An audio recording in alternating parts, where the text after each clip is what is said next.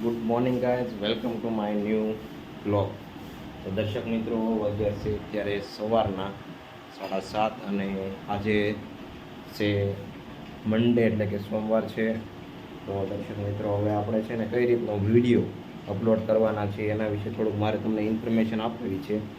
તો એક વીકની અંદર આપણે મિત્રો 3 વિડીયો અપલોડ કરવાના છીએ અને 3 વિડીયો અલગ અલગ ટોપિકમાં આપણે વિભાજિત કરેલા છે. એ પ્રમાણે એ ટોપિક રિલેટેડ વિડીયો આપણે હવેથી યુટ્યુબ ચેનલમાં આવશે.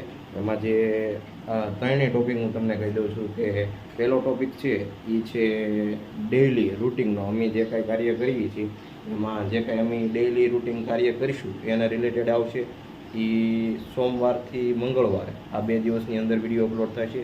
અને બીજો ટોપિક કોઈ પણ કુકિંગ રિલેટેડ, એટલે કે આપણે ઘરે કોઈ પણ વાનગી બનાવશું અથવા તો કોઈ પણ બીજી વસ્તુ, કોઈ ખાવા પીવાની વસ્તુ બનાવશું તો એના રિલેટેડ વિડીયો અપલોડ કરીશું. અને ત્રીજો વિડીયો ટ્રાવેલિંગ વિડીયો હશે કે કોઈ પણ ખાસ કરીને સન્ડે, રવિવારના દિવસે રજા હોય તે દિવસે આપણે બહાર જઈએ અને બહાર જઈને એનો જે કંઈ વિડીયો હોય ટ્રાવેલિંગનો એ વિડીયો આપણે શૂટ કરીશું. એમ 3 વિડીયો એક વીકની અંદર હવેથી ડેઇલી ક્રમાનુસાર આવશે આપણા યુટ્યુબ ચેનલની અંદર. તો મિત્રો, કન્ટિન્યુ બધા બ્લોગમાં અને યુટ્યુબ ચેનલની અંદર જોડાયા રહેજો. આજનો વિડીયો છે એ અમારા ડેઇલી રૂટિન. મેં તમને કીધું કે સોમવારે અને મંગળવાર, આજે છે સોમવાર, તો આજનું જે કંઈ અમારું ડેઇલી રૂટિન હશે એને રિલેટેડ વિડીયો આજના વિડીયો રહેશે. તો મિત્રો, કન્ટિન્યુ બ્લોગમાં બન્યા રહેજો. ચેનલ હજી સુધી તમે સબસ્ક્રાઈબ ન કરી હોય તો ચેનલને સબસ્ક્રાઈબ કરી બેલ આઇકન પર ક્લિક કરી દેજો. જો વાગ્યા છે અત્યારે સવારના 7:30 અને કલું જો રસોડામાં બનાવે છે સવારનો નાસ્તો. હું બનાવીશું જો આ બાજુ ભાખરી બને છે અને ચા બને છે. અને અમે બંને કામે જઈએ છીએ એટલે અત્યારે મોર્નિંગમાં, સવારમાં, બપોરનું પણ થોડુંક, એટલે અડધું રાંધવાનું હોય. શાક રાંધી નાખે અને પછી બપોરે આવે એટલે સીધી રોટલી કરવાની રહે. તો શું છે બપોરે જમવાનું શું છે? રીંગણા બટેટાનું શાક જો બનાવવાનું છે. અને અત્યારે છે મોર્નિંગમાં ભાખરી અને ચા અને આપણી કળી. તો મિત્રો, કન્ટિન્યુ બ્લોગમાં બન્યા રહેજો. ચેનલ હજી સુધી તમે સબસ્ક્રાઈબ ન કરી હોય તો ચેનલને સબસ્ક્રાઈબ કરી બેલ આઇકન પર ક્લિક કરી દેજો.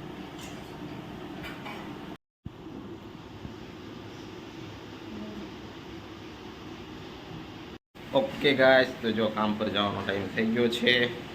તો ચાલો આપણે હવે કામ પર જઈશું અને હવે મળીશું સીધા બપોરે જમવા આવી ત્યારે.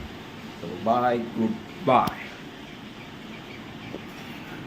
ઓકે ગાઈસ, તો જો કારખાને આવી ગયા છીએ અને આપણું જો આવ્યા છે સીપીઓ.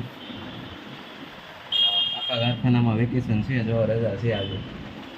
તો ચાલો આપણે દીવાબત્તી કરી દઈએ ભગવાનને અને પછી આપણું કામ ચાલુ કરી દઈએ. ઓકે ગાઈસ, તો જો બપોરના 12:30 વાગી ગયા છે અને આપણે અહીંયા બપોરે જમવા માટે આવી ગયા છીએ. જો આ બાજુ શાકનું કુકર છે અને ગલું આમ રસોડામાં રસોઈ બનાવે છે.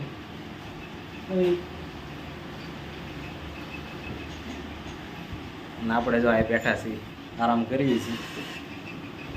તો હમણાં રસોઈ બની જાય પછી જમી લઈએ અને થોડોક આરામ કરીને પાછા કામે જતા રહીશું.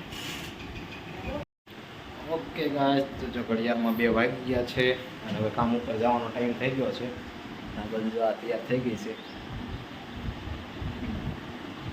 આપણે તૈયાર થઈ ગયા છે. તો ચાલો કામ પર નીકળીએ અને હવે મળીશું સાંજે 8 વાગ્યા આસપાસ. તો કન્ટિન્યુ બ્લોગમાં બાય.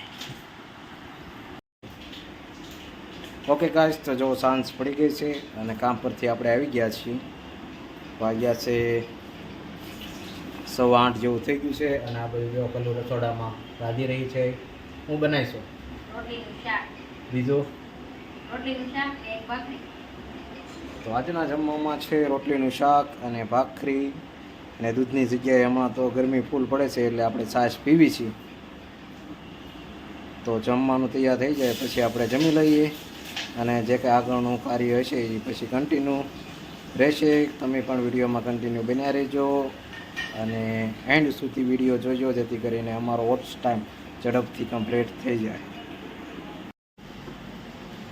હેલો ગાઈસ, તો જો આજનો દિવસ આપણે અહીંયા સમાપ્ત થાય છે. વાગ્યા છે સાંજના 11 અને આખો દિવસ અમારું જે ડેઈલી રૂટિન હતું નોર્મલ હતું, બીજું કાંઈ તો નવીન હોય નહીં. સુરત રહેતા હોય એટલે આખો દિવસ કામે જવાનું હોય, પછી જમીએ સાંજે જમવા આવે એટલે સાંજે આજે થોડુંક કામ હતું એટલે બહાર બેસવા ગયા હતા એટલે 11 વાગી ગયા. નહીં તો 10:30 વાગ્યા લગી જાગતા હોય અને 11 વાગ્યા આસપાસ પાછા સૂઈ જવી. તો અત્યારે જો બહાર ગયા હતા, બહાર બેસીને પછી અહીંયા આવ્યા છીએ ઘરે અને હવે સુવાનો ટાઈમ થઈ ગયો છે તો સૂઈ જઈએ છીએ અને મળીશું પાછા નેક્સ્ટ વિડીયોમાં. ત્યાં સુધી સૌને બાય બાય, જય શ્રી કૃષ્ણ, જય માતાજી, હર હર મહાદેવ.